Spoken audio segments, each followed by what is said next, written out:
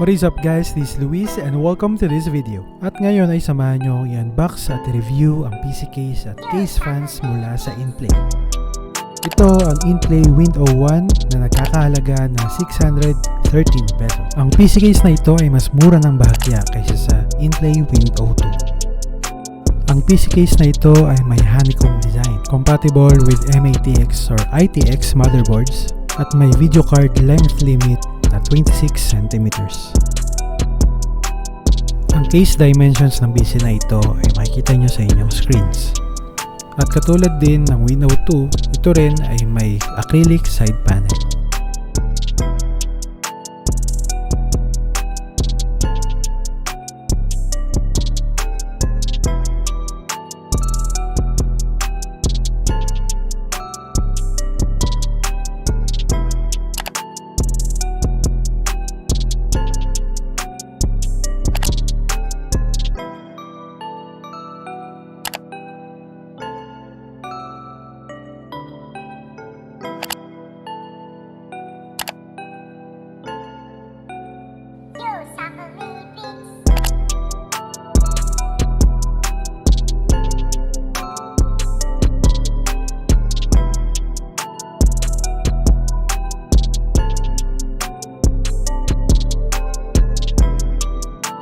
At ngayon naman, i-unbox natin ang Inplay RL120mm case fans na nagkakahalaga ng 70 pesos. Ito ay may Molex at 3-pin power connectors at kulay pula lamang ang pinuproduce na ilaw nito. Mura ito kung ikukumpara sa mga case fans na kapareho rin ng performance.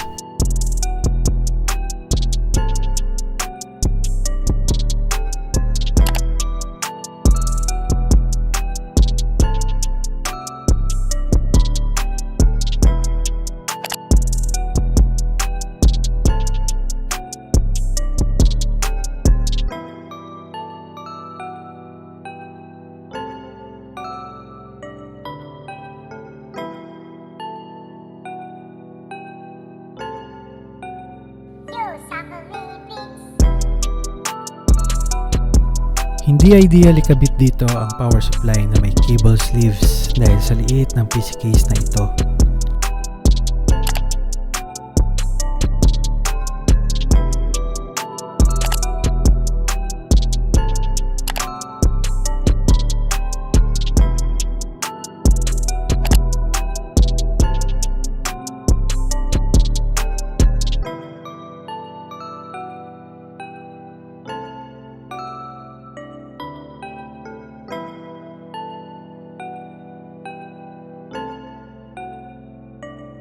Ito rin ay may tatlong case fan slots, isang 80mm at dalawang 120mm.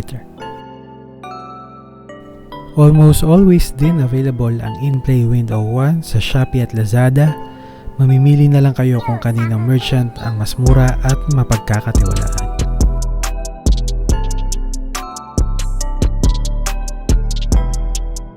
Ito rin ay may drive base, isang 3.5 at dalawang 2.5.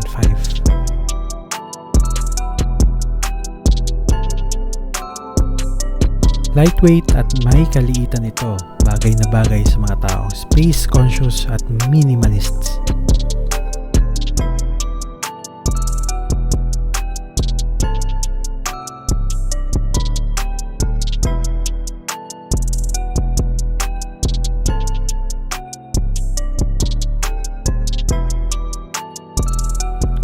Ang front panel nito ay may dalawang USB 2.0 slots, audio in and audio out, power switch and reset button.